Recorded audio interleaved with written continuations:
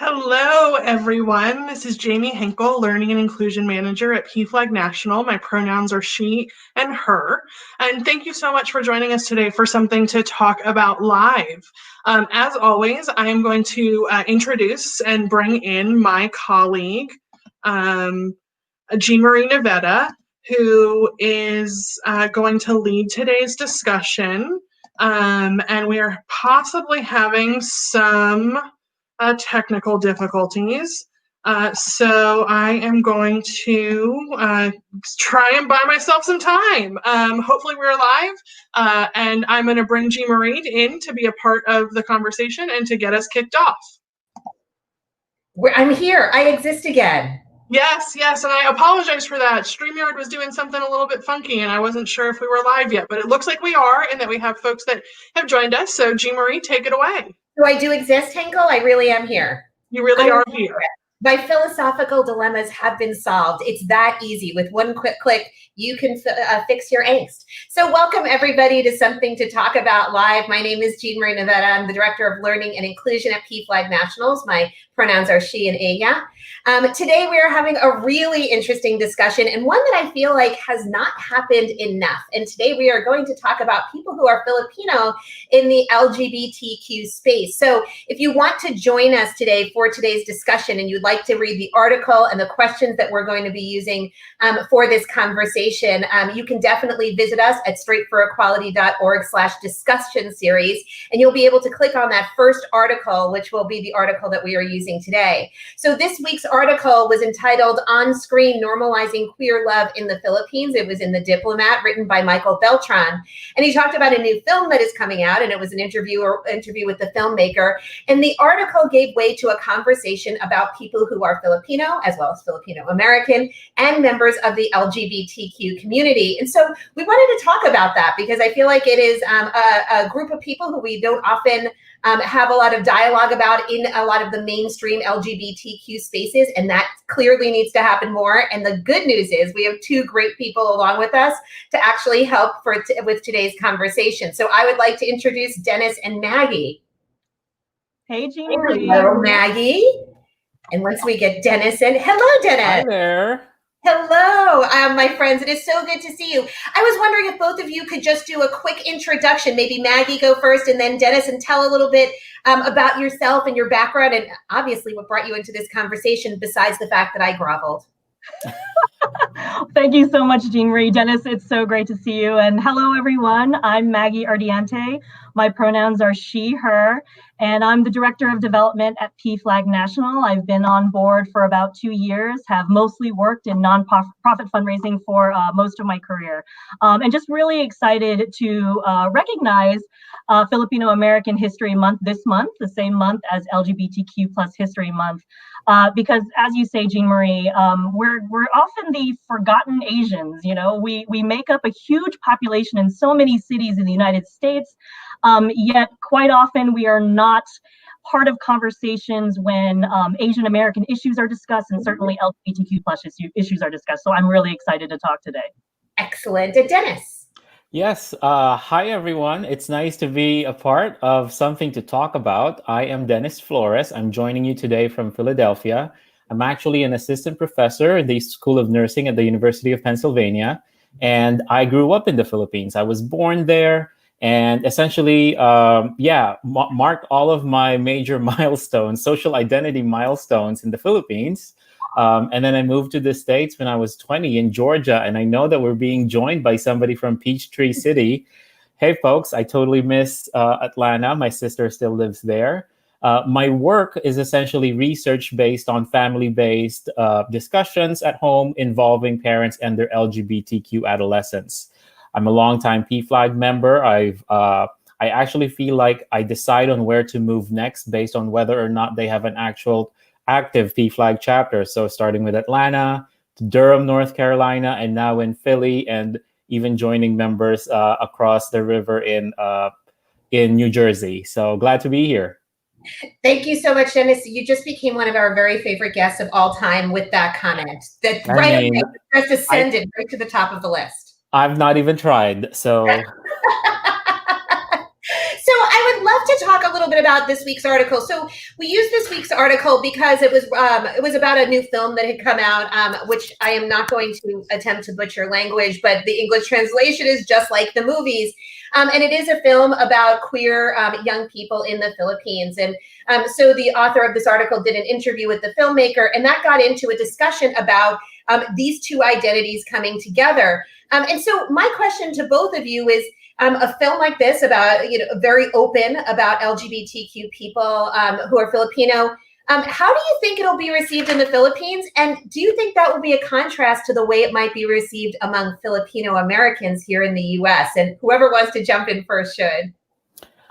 Yeah, so I actually, to be honest, have not heard about the series until I received the invitation to join the panel. And I was very excited to check it out on YouTube. They're actually releasing it, an episode every week. And I thought that it was a wonderfully made series, totally different from anything that's been produced in the Philippines when I was growing up. And I think the article that was talking to the creator did a great job in situating what the current discourse is in the Philippines and how, thankfully now, issues that pertain to sexual and gender minority individuals and their family members are being talked about openly and not in a very stigmatized manner. I think the way they're portraying the lives of these individuals, it's a lot more positive. And so I feel like the reception is going to be a positive one. I even had to do a little bit of homework. I just checked in on Facebook Messenger with a friend last night, just to get his point, because he's in the Philippines. And essentially, I think for the most part, members of the community really like this piece that is coming out every week during these pandemic times. It gives people something to talk about, and it gives people a different twist on tired old tropes of the tragedy that we see that has been capitalized on in cinema, in traditional discussions or movies. So this is different. It's uplifting. It's normalizing. So I think that's groundbreaking in that sense. I think that's a really interesting point, that it does counter a lot of those tropes. Those, every gay film ends with somebody dying or alone or something like that. And I hadn't even kind of thought about that. Maggie, what about you? How do you think the reception do you think will be? Yeah, I mean, speaking on behalf of Filipino Americans, I was born in the United States, but my parents are immigrants. They immigrated to the United States. My father in his 30s and my mother in her early teens. I think there's a difference here. I think that Filipino Americans my age, in their 20s and in their 30s, of course, if you look at studies, are largely accepting, largely affirming, largely, allies and supportive of the LGBTQ plus community. So I think a film series like this is incredibly important. It's the kind of film that I would want to show my parents, who probably hold still very conservative beliefs. Thank goodness my father has come around. He's very progressive, a lot more now, and supportive of the work that I do at PFLAG. But I grew up with a lot of those sort of side comments, comments about people who are LGBTQ plus in a negative way. And I think about my older siblings. So I'm one of 7 kids, the big Catholic family, here you go. And my older siblings were born and raised in the Philippines, whereas I and my younger siblings were born and raised in the United States. I think that we would both have extremely different experiences watching these films. So I think that we still have a long way to go. So even for my siblings who have largely lived in the United States for a very long time, I think that some of that conservative holding from their upbringing in the Philippines could really cause them to not come around as quickly as we would like. So I think it really depends on the audience we're speaking to. Mm-hmm. And I think the fact that it is created by and populated by people who are actually Filipino. This isn't some sort of product coming out of, a white filmmaking group or something like that. Probably makes this a little bit more authentic.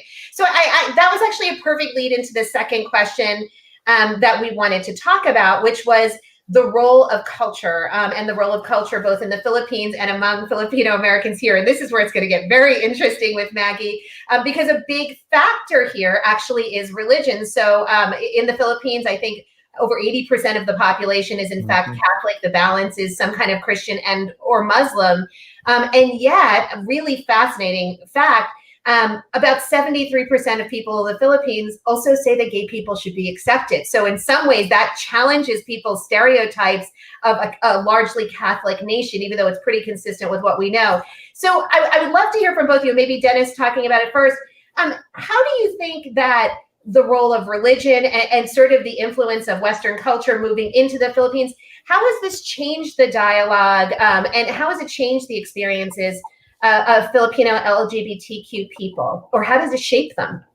Yeah, it's really complicated when you examine Catholicism in the Philippines because, and I feel like it's almost heretical for me to say this, but it's okay. I haven't been to church in a while.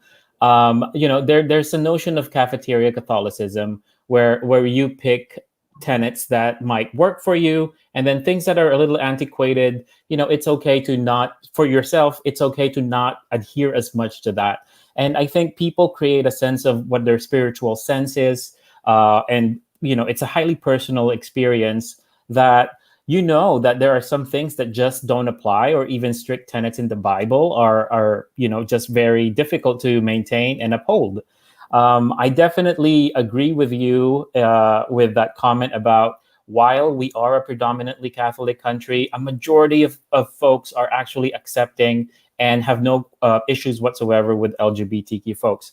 It's not to say that there's not any stigma or violence perpetuated by Catholics against those who happen to be LGBTQ, but I think inherently, as my conversation with my friend last night, it's a pretty gay country. Like the culture itself, if you just look at it as a stranger, I feel like there are so many elements of my Catholic upbringing that talk about my LGBTQ sensibility. And I hate to be stereotypical, but there are so many traditions that feed off these, talking about tropes, like stereotypical sensibilities of celebration, of community that really are just, I don't know how you can disentangle that with elements of LGBTQ culture or identity itself. So I think it's very interesting how people navigate the space between their identities as somebody, as a believer of Catholicism, and as somebody who identifies in a specific sexual or gender orientation. All that to say, I feel like conversations are happening. Families are realizing that things are not as rigid, and I'm a little bit more optimistic that even in circles that are, let's say, adherent to tenets of the belief system, they know that there are problematic things from their past, their background, that is just not feasible anymore. Yeah, you're getting big kudos for the phrase cafeteria Catholicism among us cafeteria Catholics. We appreciate that term. Actually, I want to interrupt just slightly. In the Philippines, we'd say turo turo, right? We'd say point. Exactly, So like that's right. Literal cafeteria. I think many folks know in many Filipino restaurants in the country, they actually serve it more buffet style, and most people who have no idea what the food is, they just point to what they want, and so it literally is cafeteria Catholicism. I love that. I love that. We've formalized the term here. So Maggie, your experience with religion is definitely different because you fall outside. But can you talk a little bit about sort of what your perceptions on this are? Also, because I mean, there's a very, I'll put it this way, interesting political climate going on in the Philippines right now, and very interesting. And so how has this played sort of in your role as an ally to people who are LGBTQ? Well, I will say this. I was really surprised by that percentage of Filipinos who were accepting of LGBTQ plus people, because I just feel like, in my personal understanding, and certainly what the president of the Philippines has been saying publicly, literally saying awful, horrible things like being gay is a disease and should be cured. I mean, it's really horrible. And so I'm surprised to see that, although it makes me, again, is similar to Dennis, optimistic about how people are changing minds. I will say that, thinking about it again here in the United States, my experience, and certainly my understanding of certainly older Filipinos, immigrants who came into this country, I want to say in the 70s and the 80s, are largely supportive of Trump. Again, it's not a stereotype. There are not a lot of them, but they support him. And I really don't know why. It's really confusing because as allies, we've experienced discrimination being Filipinos. We've experienced that. It's not certainly the same as LGBTQ plus people, but we have that in common. And so to think that Filipinos would be against a group simply because of who they are, it really shocks me. So I think it's really critical for all Filipino Americans who support LGBTQ plus people to speak out. Like Dennis mentioned, there's so many conversations happening with families. I have to talk to my aunties and my uncles all the time. I have to call it out on Facebook when I see it because they still hold a lot of these conservative anti-LGBTQ plus views, and we really need to do something about that. Yeah, and if it's okay to respond to that, it's certainly, I fully agree with that assessment. One of the things, how because we now live our lives through social media, I used to actually not have a group of family members. Now I'm really putting my business out there, but I'm not a representative of the country, obviously, and I acknowledge that. But I used to have a certain number of family members who didn't have access to my Facebook account. And it wasn't until the last few months that I realized that, it wasn't out of shame that I didn't want to have them see, everything that I put out there. But really, it was more of a sense of, I want to manage what it is that my parents, whatever it is that those other family members might think about the way my parents are accepting of me. And then I realized, no, you know what? In a more, I don't even care now. It's more of, if you want to know me more, this is the entirety. And I won't make apologies or accommodations for it now. And I think I'm not the only one in that space. So I'm glad that, there were long-standing 5-year friend requests that I finally responded to. Not even kidding. And though it's been so quiet and silent from those new friends, I feel like, they're getting ushered into whatever it is that I post out there. So that's political stuff that's against problematic, administration narratives or policies, or whether it's just normalizing the relationship I have with my partner. I think as we put ourselves out there, the tenet of PFLAG support groups is it's the stories that will move people from not knowing to being respectful to finally being accepting. And so these right here are examples of why decades later, the work of PFLAG is still crucial. You both brought up social media and how this has played into this. We weren't sort of planning on this question, but of course I always have some that pop into my head. So here we go. Do you feel that social media has accelerated these conversations and in some ways these, and I'm going to say the word confrontations in families, and I mean just that these ideas that are very different are being confronted and people are having, do you feel that social media has made that speed up? Has it made it happen more? Or do you think it's something that was just sort of bound to happen? Well, I'll say this, all of a sudden I have family members in the Philippines that I have never met and do not know who are friends with me on Facebook through my father. Like all of a sudden, there they are. So mere awareness of my extended Filipino family in the Philippines and in Guam also are there. And I think that's also great. I'm happy to connect with anybody. I'm so thrilled that my family's huge. But both my parents had 8 siblings each. So wow. 8 siblings on their side, 6 siblings on mine. I don't even have any words for that. But I will say that, again, I think that's great because they're seeing a different type of Filipino, right? They're seeing a Filipino American who was born in the United States, who was raised, a bit conservative, but has really become progressive. So I was raised Catholic, but I no longer identify as a Catholic. I'm a humanist and an atheist. And I think that word, the word normalization, I mean, I think that absolutely applies here. The more I posted about my progressive views about LGBTQ rights and questioning religion and questioning all of these things, they saw that, and I think they reacted very strongly immediately at first. But the more they see it and the more that they see I'm a perfectly normal person, they're a lot more accepting. So I think it's really critical that we use social media to, again, normalize and really showcase, especially issues that really affect people. These are issues that affect our families. So whether you accept or love them or not, they're affecting your siblings, your aunts, your uncles, your grandparents. We need to work hard to promote all of that work. Yeah, I love that. And to that question of, has social media advanced this confrontation or at least facilitated the awareness of previous generations or older generations to issues that are important to LGBTQ young people. I would say too that the fact that we're able to live our lives on social media, and then our extended family members being able to see that and witnessing other folks, our friends, or our more woke, supporters validate the existence, and up to a point of realizing that there's nothing, no big deal about that. I think there's a cohort effect that happens to where they see that, oh, look, if this other person who's my same age, same background has no issue with it, maybe I shouldn't be, whatever, as very standoffish with that.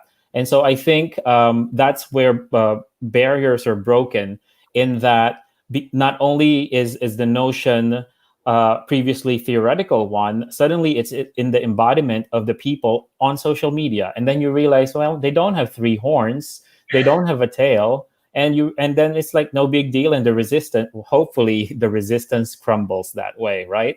Yeah, it's interesting. I mean, we've seen social media open up so many movements, open up so many conversations about civil rights, especially in places where it didn't necessarily exist, because the medium itself allows it to happen and reach people who maybe did not have access to the discussions like this one that were happening every single day. Exactly.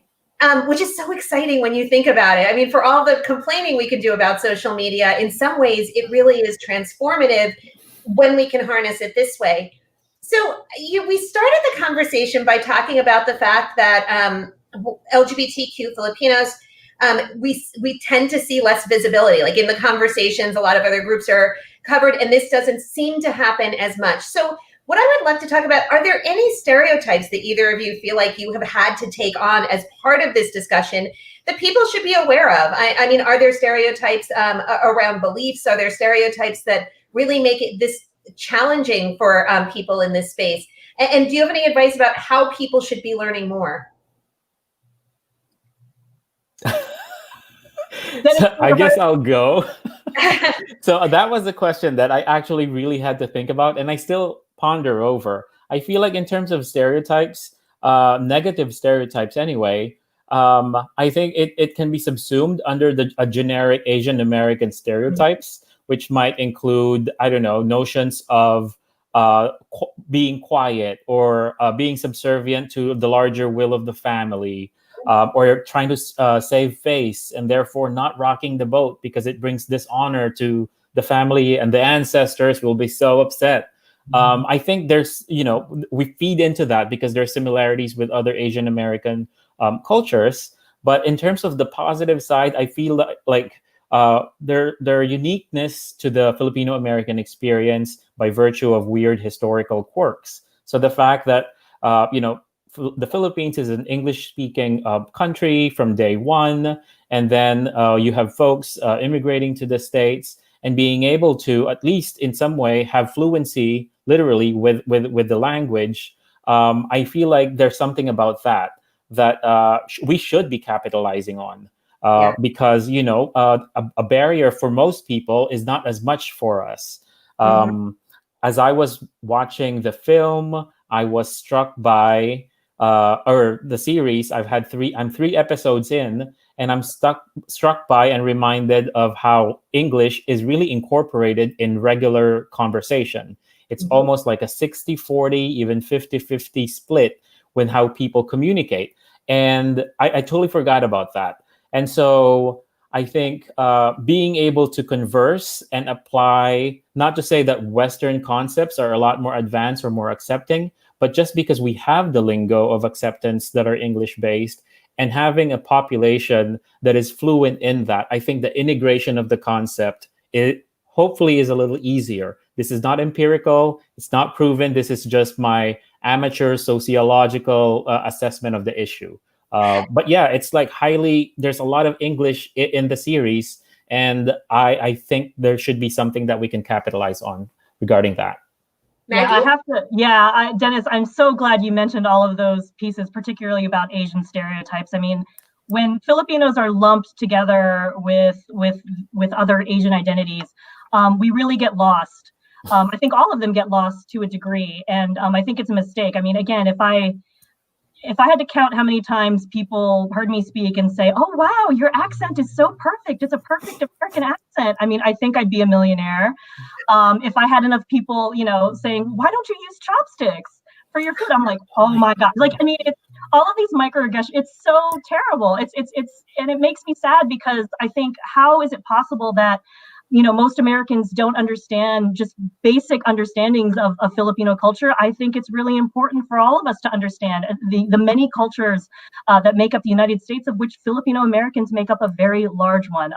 So I completely agree with you, Dennis. I think there's just so much more education that we need to do. And I'll also say this, I think it's largely known because you would refer to this with regards to, Asians and Filipinos generally being quiet and, sort of, following their parents and doing what they're told.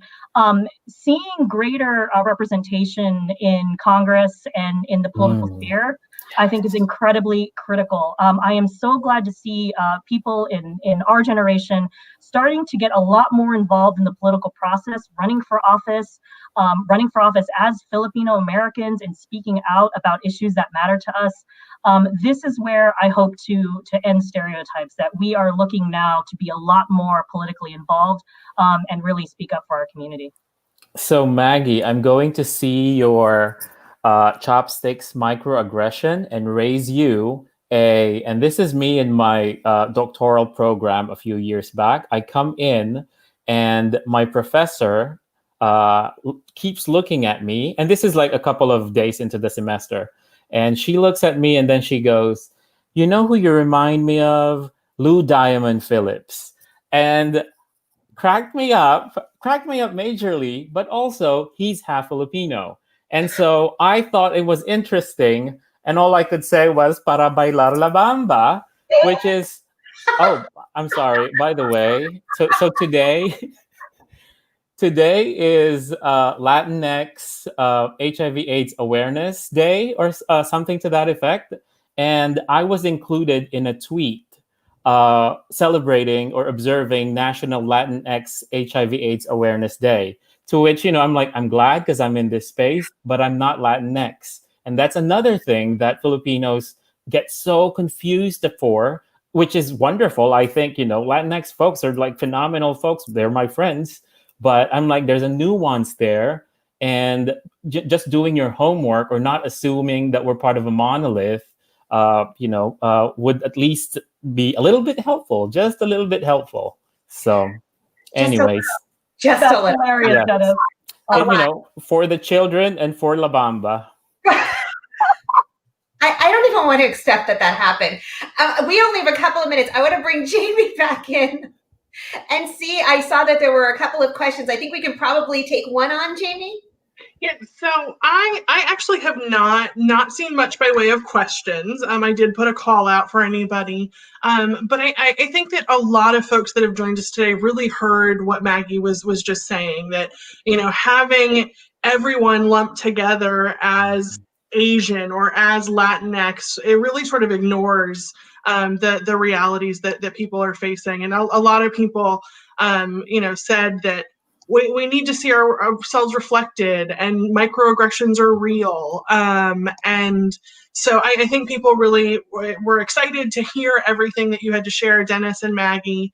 And again, not seeing any questions, so we probably have one more minute for a last thought, and then Jean Marie can close the day for us. I actually want to just point out one thing. One person actually said, do you believe that this is very much a generational shift that we're seeing? Do you think this will continue to shift as it is fingers crossed? Absolutely, yeah. Absolutely. I mean, again, I think groups like PFLAG, so many wonderful LGBTQ plus organizations out there, they're doing a huge part in making a difference, and it's reaching communities like Filipino communities and others. So I think we just need to keep that up. Thank you. Well, my friends, we've got to wrap up today. We're going to have to do this conversation again because it was a little bit too much fun. I have to admit that. Dennis, Maggie, thank you so much. Jamie, thank you for making sure that we have everything together. I hope that you will both come back and talk to us again. Thank you so much, Jean Marie. Will do. Thank you. Bye, my friends. And that brings us to the end of today's show. So everyone, thank you so much for joining us. I really enjoyed these conversations. Thursdays are, in fact, my favorite day now. We hope that you will be back with us next week. We have a really great show coming up. We'll float some information about that out soon, but mark your calendar, same bat time, same bat channel. Please remember, if you need support, if you are coming out or someone you love is, you should definitely check out PFLAG and your local PFLAG chapter. So please visit pflag.org/find to locate your chapter. And as we wrap up, the same way every single week, we take the words of the doctor and we encourage you to run fast, laugh hard, and to be kind more than anything. And most importantly, as usual, please continue to wear your masks. My name is Jean Marie Nevada. We will be back next week with something to talk about live. Have a good week, everybody. Be safe. Bye.